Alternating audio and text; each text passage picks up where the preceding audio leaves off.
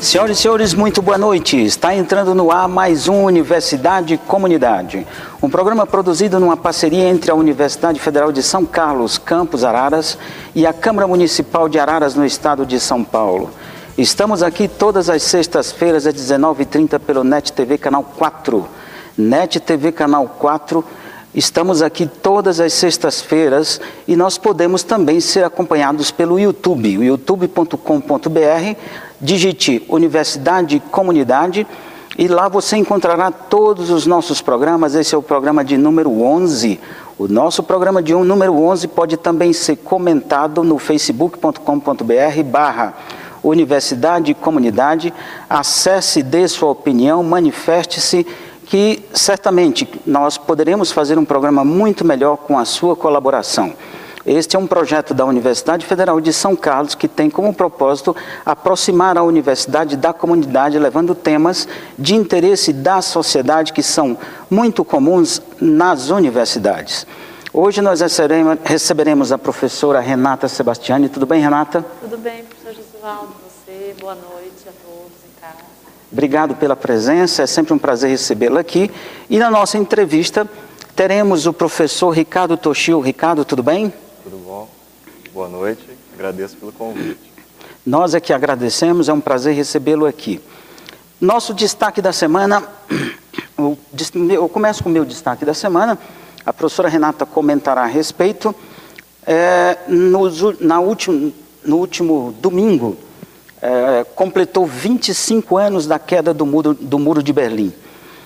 O Muro de Berlim foi construído em 1961 e ele tinha como propósito dividir a Alemanha entre a sua parte oriental e ocidental, entre o universo comunista e capitalista.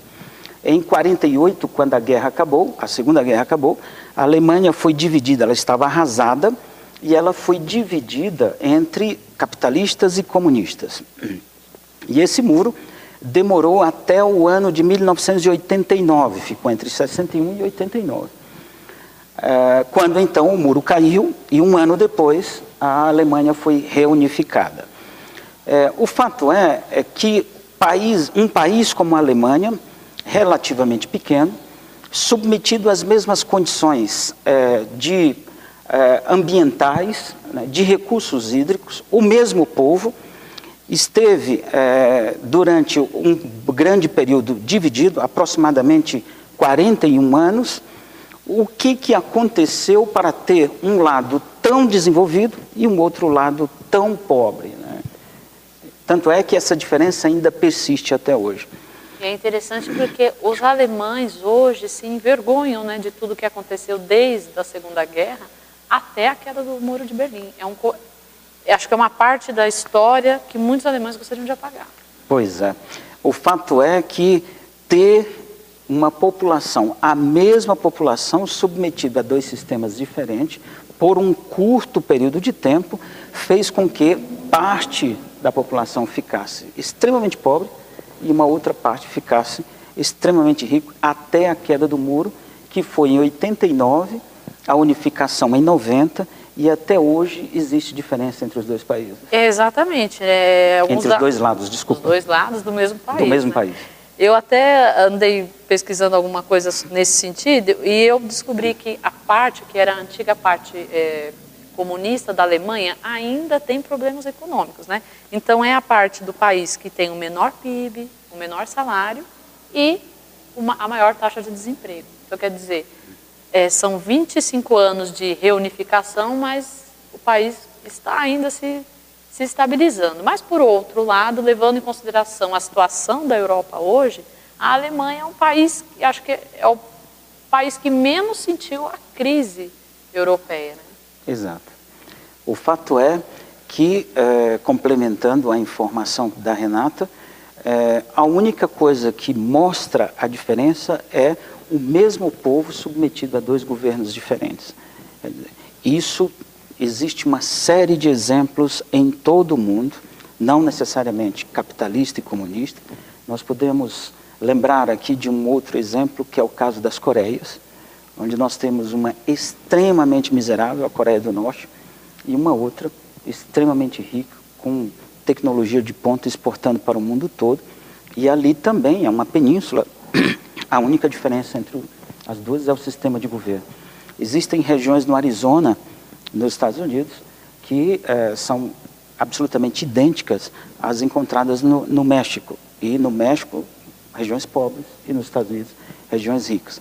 Portanto, isso fica extremamente demonstrado aqui, a importância dos governos em relação a essa questão. Tudo bem? Sim, isso tem a ver com o nosso próximo destaque, né? O nosso que é justamente o período pós-eleitoral pelo qual nós estamos passando. Né? Quem teve a oportunidade de acompanhar os debates, ou pela televisão, ou ler jornais, deve ter ficado estarrecido por ter presenciado cenas de insulto e desrespeito entre os candidatos. Né? Num momento em que deveria ter se discutido sobre as necessidades da nossa população, seja em nível nacional ou estadual.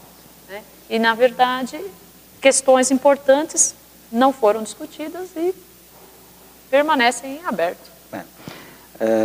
Aqueles que pensam com o fígado, ao invés do cérebro, de um modo geral, levam as questões partidárias a um extremo e contribuem muito pouco com a democracia. Acham que estão contribuindo muito com ela e, ao contrário, eles acabam tendo um efeito extremamente negativo sobre o processo evolutivo do país. Né? Criticar responsavelmente o governo. No nosso caso, especificamente, que somos docentes, né, nós temos esse papel de estabelecer críticas muito responsáveis, construtivas. Certamente é um dever dos formadores de opinião mais do que elogiar. O elogio puro e simples, ele não traz um processo construtivo tão grande. Efetivamente deve haver o elogio também. Mas as críticas do ponto de vista construtivo, elas são muito mais necessárias para o tipo de país que nós temos. Isso é preciso que se diga. Elogiar, meus prezados, o mero cumprimento da obrigação, que é o dever de quem gerencia, do gestor, seria aceitar a mediocridade como regra. Tá certo? E é evidente que um governo A teve um papel extremamente importante no país, tal qual o governo B. Nós temos que reconhecer quais os benefícios que os dois lados prestaram ao país. E, ao mesmo tempo, os erros cometidos. Claro, claro. E, nesse sentido, parar de olhar para trás. Chega de olhar para trás. Nós temos que olhar para frente. Não podemos assumir a posição da avestruz que enfia a cabeça durante a tempestade de areia no buraco. Nós temos problemas sérios para serem resolvidos na frente ou não temos? Nós precisamos melhorar uma série de indicadores do país que estão em franco processo de degradação. E isso é algo que precisa ser feito já. E certamente a partir da base da contribuição, tanto do lado A, do lado B, num passado recente. Tá certo? Tudo bem? Tudo bem. E eu teria um último tópico a tratar aqui, que seria a LDO, Lei de Diretrizes Orçamentárias. Você em casa sabe o que é a Lei de Diretrizes Orçamentárias? Na última terça-feira, nós tivemos um exemplo que eu vou ilustrar aqui para você. Imagina você, dona de casa, que no início desse ano tinha uma dívida e se comprometeu com o seu credor de pagá-la no final do ano, tá? Ou reservar um dinheiro para pagar essa dívida no final do ano ou parte dessa dívida. Agora que estamos chegando ao final do ano, você chega para o seu credor e diz o seguinte: não tenho dinheiro. Simplesmente eu gastei esse dinheiro com outras atividades. Essa é mais ou menos a posição que nós estamos vivendo no Brasil hoje. O governo tinha se comprometido em reservar 1,9% do produto interno bruto brasileiro para esse ano de 2014 para pagar, né, a sua dívida, né, para ajudar no pagamento da sua dívida. E agora ele não conseguiu juntar esse dinheiro. Há necessidade, portanto, de nos próximos dias alterar uma lei de modo tal que permita o governo admitir, ele está admitindo, né, que não vai conseguir pagar isso, porque a lei de responsabilidade fiscal indica que ele teria que reservar esse recurso. Isso não é uma boa sinalização, porque se você chegar, você dona de casa, chegar e falar para o seu credor, olha, eu não vou pagar porque eu não juntei o dinheiro conforme nós combinamos, certamente o credor não vai ficar muito satisfeito com você. Você pode imaginar também que os credores brasileiros, ou a economia brasileira, ou os investidores também não ficarão tão satisfeitos com a situação do Brasil. Isso tem tudo a ver com o que nós estávamos discutindo agora Exatamente. imediatamente, né? Exatamente. Com os problemas que permaneceram sem propostas. Exatamente. Mas não nos esqueçamos, reitero, o país evoluiu, continua evoluindo, mas precisa evoluir muito mais. É importante deixar claro que os nossos comentários, eles são apartidários, né? Claro. É evidente realmente que o país evoluiu muito, cresceu bastante, mas exatamente como o professor falou, a gente tem que olhar para frente agora. E para frente, nós temos 28 partidos, acho que todas as sextas-feiras nós falamos disso aqui. 28 partidos na democracia brasileira, que se trata de um número insano, para não dizer outra coisa. Nós temos que ter um número de partidos muito menores para que tenhamos uma democracia realmente funcional, né? Como resolver isso? Passa por uma reforma política que vai ser objeto de uma outra discussão nossa. Hoje não cabe aqui, porque hoje nós temos outros assuntos para tratar ainda. Muito importante. Tá joia? Mais alguma coisa, professora? Não. Então, comecemos a nossa entrevista com o professor Ricardo Toshio Fujihara. O professor Ricardo foi graduado em Ciências Biológicas pela Universidade Estadual de Maringá, a UEM. Ricardo, você é de onde? Minha família mora em Maringá, né? Então, e você nasceu aonde? Eu nasci em Diadema e, na realidade, Araras já é a 7ª cidade que eu resido. 7ª cidade. Espero que seja a última. A última. É. Então, tá bom. Está se naturalizando, num futuro breve você vai ganhar o Green Card ararense. Eu já tenho. Fez mestrado e doutorado em Ciências Biológicas pela Universidade Estadual Paulista Júlio de Mesquita Filho, a Unesp, campus de Botucatu, e atualmente é professor da Universidade Federal de São Carlos, campus de Araras, na área de zoologia, com ênfase em entomologia, atuando principalmente nos seguintes temas: biologia, ecologia de formigas, cortadeiras. Ricardo, muito obrigado pela sua presença mais uma vez, boa noite. Ele vai falar sobre formiga e eu começo com uma pergunta no mínimo inusitada. Quantas formigas tem no mundo, Ricardo? Bom, pelos registros atuais, nós temos aí por volta de 13 mil espécies de formigas, divididas em 21 subfamílias, né? A família que compõe todo o grupo das formigas é a Formicidae. Nós temos 21 subfamílias ocorrendo no Brasil, por volta de 14 a 15 dessas subfamílias. Bom, o grupo das formigas é caracterizado basicamente pelas antenas, né, que tem, nós falamos que é uma antena dobrada em ângulo, e também por uma estrutura que liga o abdômen e o tórax, que é chamada de pecíolo. Ele tem nódulos chamados de, esses nódulos, né, eles podem ser um ou dois, e que diferenciam várias dessas subfamílias, mas é uma característica que é padrão dentro das formigas. E as formigas com asa? Com asa? Tem formiga com asa? Então, na realidade, as formigas com asa, elas são indivíduos, né, alados reprodutores, e que eles, na realidade, são produzidos somente no período de acasalamento. Então, aquelas formigas com asa que a gente vê, então é só num determinado momento. E só os machos? Ou só os machos ou as fêmeas? Não, as machos e fêmeas, Machos. mas o que acontece?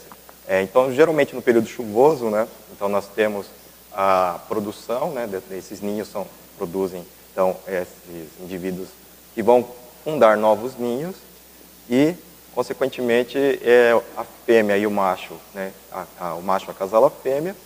No entanto, o macho morre e a fêmea que é responsável por fundar, então, um novo ninho.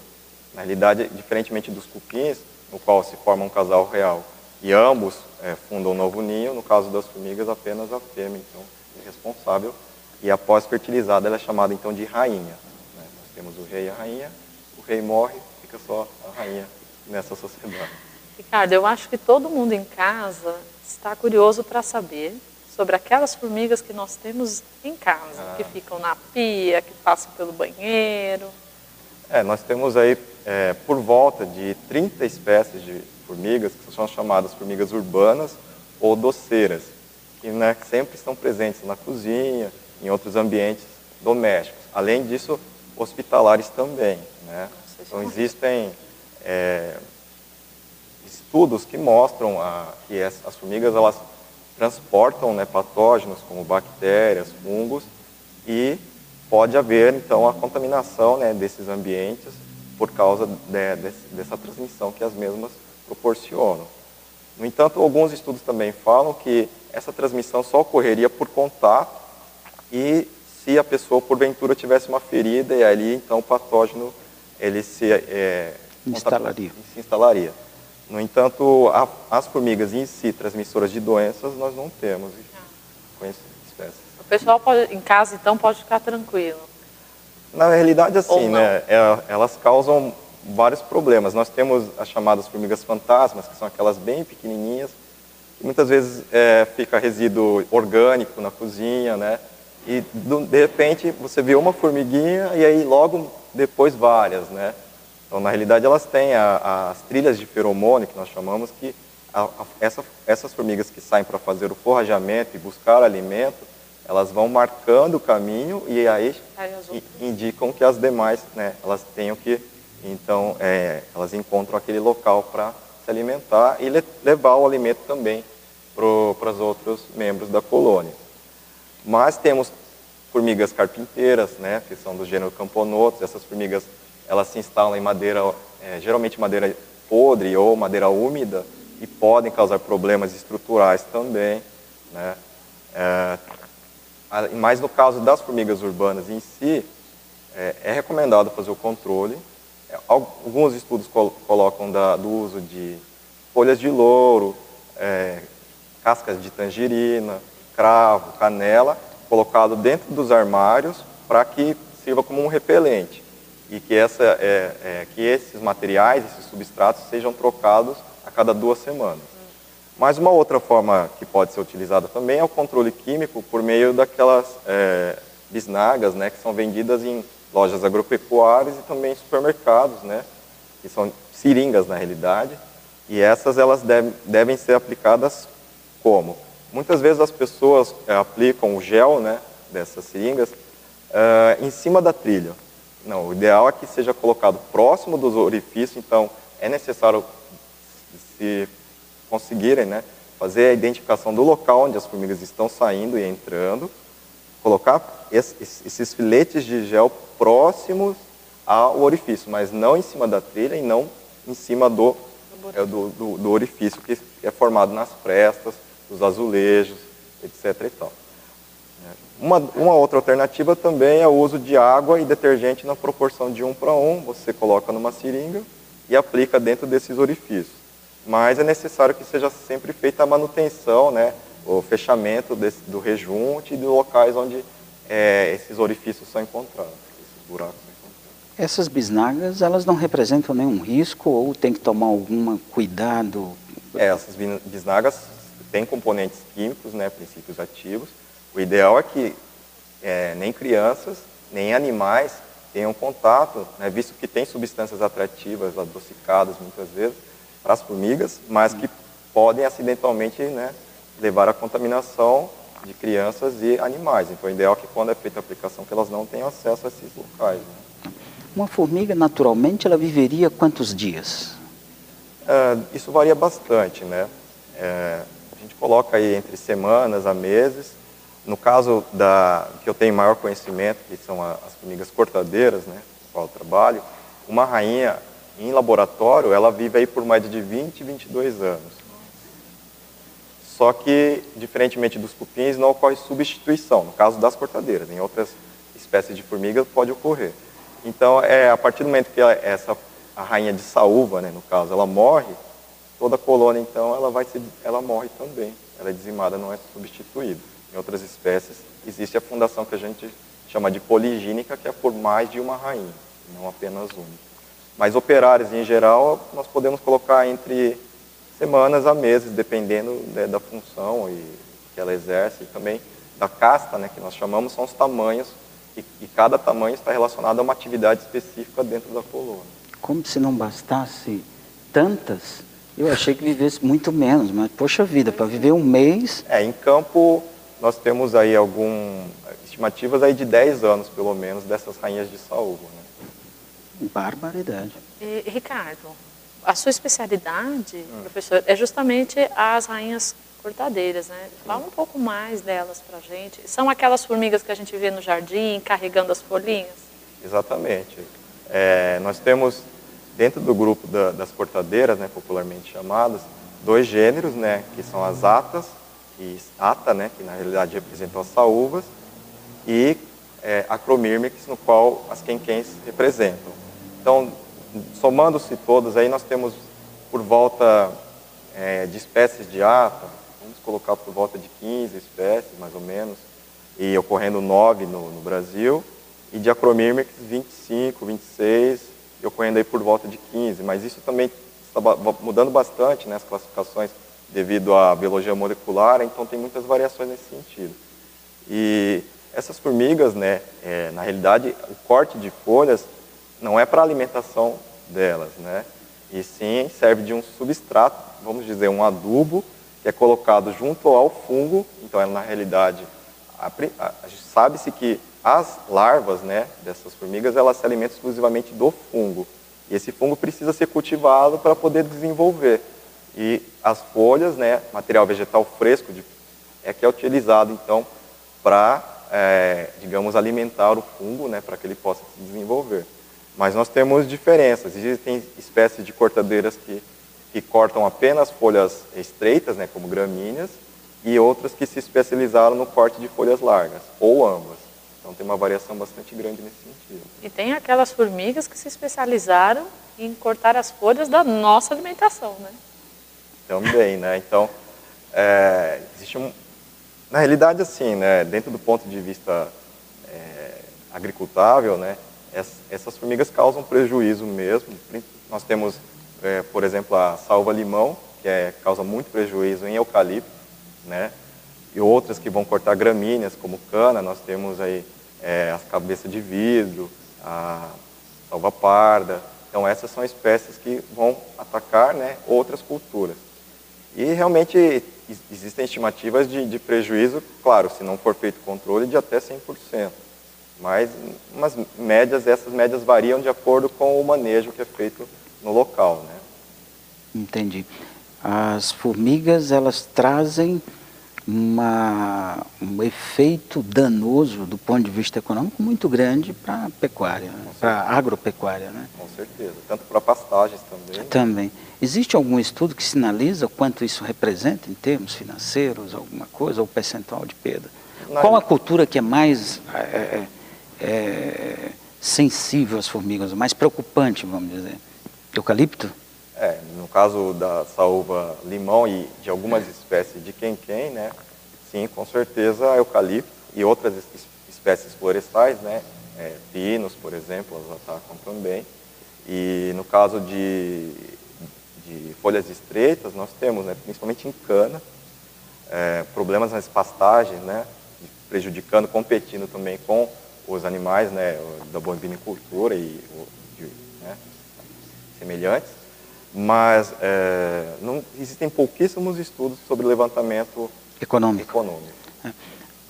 Desculpe interromper, mas eu tenho aqui na nossa conversa, eu percebi que até agora a gente só falou mal das formigas. É verdade. Né? Claro. É possível apontar, professor Ricardo, alguma vantagem que as formigas trazem para o meio ambiente? Com certeza. Na realidade, desse percentual que nós falamos aí de 13 mil espécies, por volta de 5% no máximo que são prejudiciais. Ademais, são todas benéficas. Nós temos aí a composição do planeta, em termos de biomassa, as formigas corresponderiam de 15% a 25% da biomassa da Terra. E o papel delas é importante no papel ecológico, né, dentro da teia alimentar, das cadeias alimentares, sendo consumidoras primárias e servindo de alimento para outros animais também. Existem estudos até que mostram que as formigas cortadeiras podem ser benéficas em fragmentos florestais, realizando atividade de poda, né, e permitindo com que as plantas cresçam, como também a aeração do solo, né, pelo fato delas escavarem o solo e melhorarem a infiltração de água.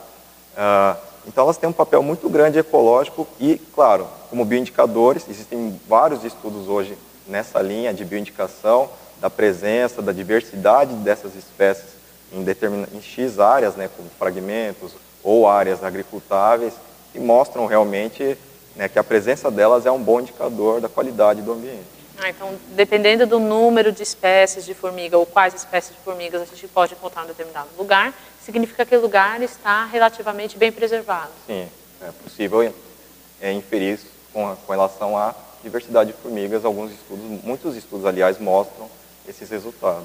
Eu garanto para vocês que eu não tinha esse olhar, e eu acredito que quem está em casa também não tão.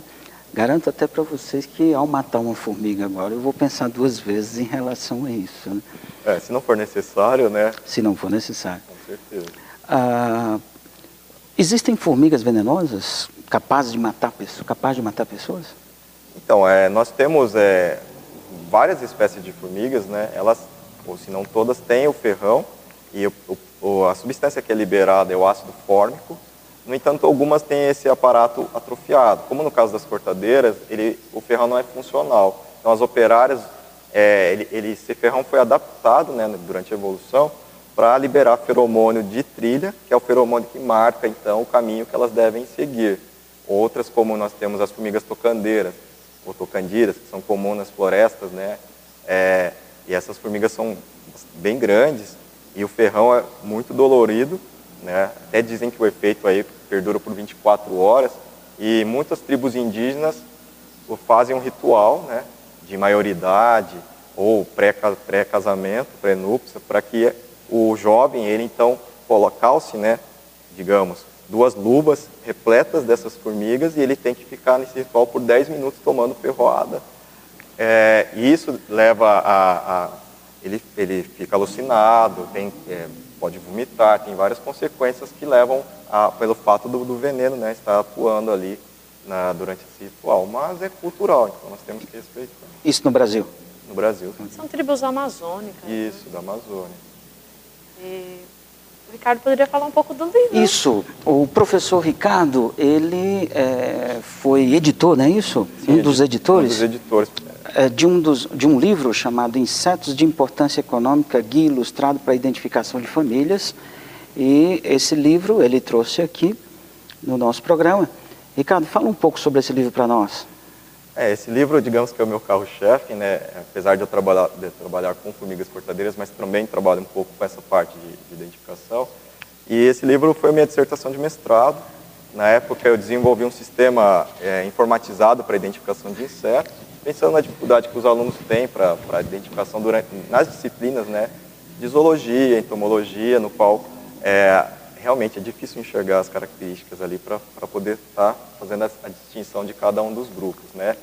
E aí, com base nessa ideia, depois da dissertação, eu, juntamente com outros professores, nós fizemos um grupo, né, para poder editar o livro, e esse livro, hoje, ele foi lançado no final de 2011, hoje as 1000 cópias iniciais já foram comercializadas, e pelos levantamentos que eu fiz, temos aí por volta de pelo menos 15 a 20 universidades que já adotaram como literatura nas diferentes disciplinas. E agora, há pouco tempo, eu fiz contato com a editora, né? Eles estão muito contentes pela comercialização do material, e nós vamos fazer uma segunda tiragem agora, uma segunda tiragem de mais 1000 cópias, né? E existe uma procura muito grande desse material, e nós pensamos mesmo em fins didáticos para auxiliar os alunos durante as disciplinas, né? Muito bem, parabéns pelo livro. Parabéns. Obrigado. Muito bom. Ricardo, estamos chegando ao final do nosso programa. Suas considerações finais, por favor. Bom, agradeço ao convite, né, da professora Renata, do professor Josivaldo. Agradeço a todos pelo convite, pela participação no programa. E, bom, caso alguém tenha alguma dúvida com relação às formigas, né, como fazer o controle, pode matar ou não, pode entrar em contato conosco na UFSCar, que nós estamos à disposição para atender a comunidade, e também é um dos principais papéis, aliás, da universidade, né? Nós levamos conhecimento para a comunidade em geral do que nós pesquisamos e estudamos nas instituições, né? Isso aí. Muito obrigado. Obrigado a você, boa noite mais uma vez. Renata, boa noite, obrigado pela presença mais uma vez. Eu que agradeço, é sempre muito agradável estar com os colegas aqui discutindo assuntos que realmente são importantes para a comunidade. Muito bem, e nesse clima agradável chegamos ao final de mais um Universidade e Comunidade. Nos encontraremos na próxima sexta-feira às 19h30 no NET TV Canal 4. Tchau!